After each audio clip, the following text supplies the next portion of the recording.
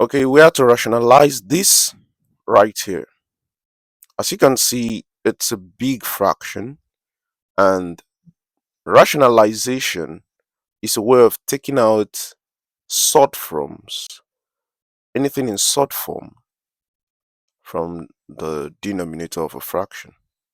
So we'll have a big fraction here, and you can see the denominator, you have 7 root 7 minus root 5. Now we don't want to have these roots as part of our denominator.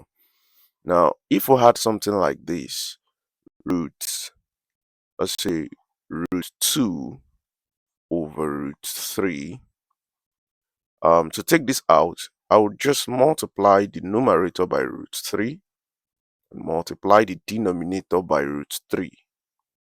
This is rationalization for simple, sorts like this. What I have done is I have multiplied by 1 because root 3 over root 3 is 1. So I have not done anything special. Okay, root 3 over root 3, 1. But when I actually multiply this like it should be done for fractions, denominator to denominator, numerator to numerator, I'll have root 2 times root 3, which would give me root 6. And then root 3 becomes root 9, which is actually 3. So you see, what I have achieved is my denominator is no longer in surd form. All right, this works for simple equations with just one surd at the denominator. Now that's rationalization. So let's do it for something like this, which is a little bigger. We still use the same idea of multiplying by 1, and instead of just writing 1, we use the denominator over the denominator. But this time around, because you know that if you have a minus b, all right, multiplied to a plus b, thing. Let's look at this. You're going to have a squared, a times b. You're going to have b squared, okay, ab, then minus ba, and then plus, no, minus b squared minus b squared. You see that? This positive, negative, they're out. So we have this. All right. Now, these things, the situations we want to work with or on are actually swords. And when you square them this way, this square root sign goes off. All right. So if this was root 7, when you raise root 7 to power 2, you have 7. So if this happens to root 7 and root 5, you're going to have 7 minus 5 at the end of the day. But imagine I have done this, a minus b with a minus b would have a squared. Okay, that's when I multiply a to a. Then a to minus b will have minus ab.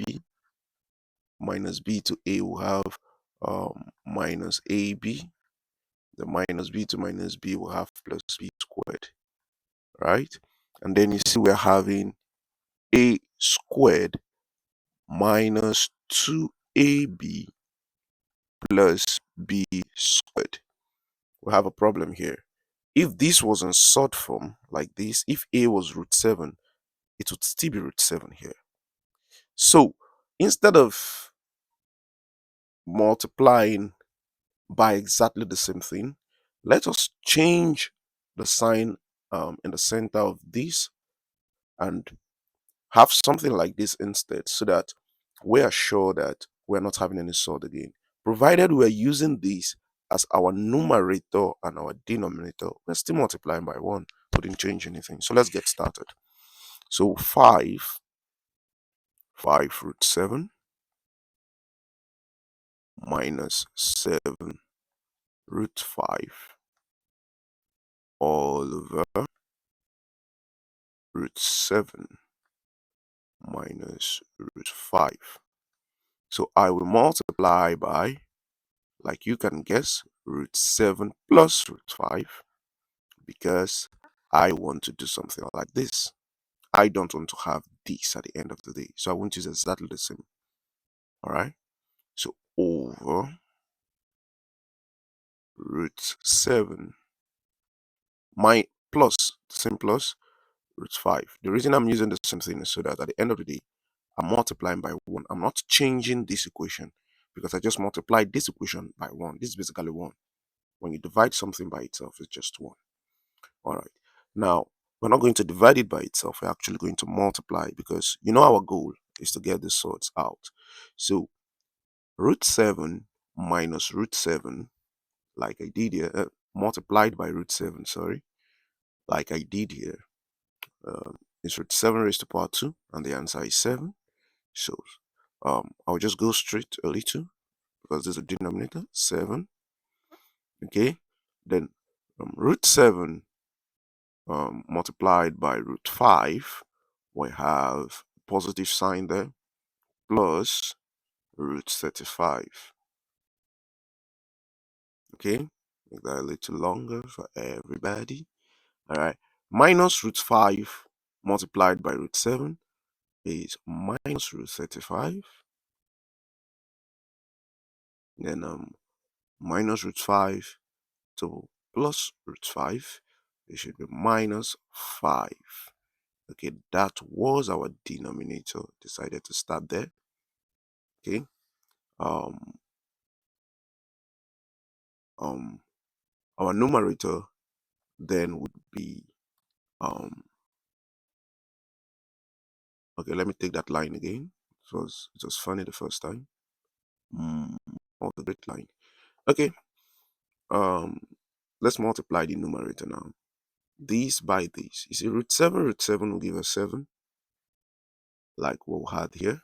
So it's basically 5 times 7, which is 35.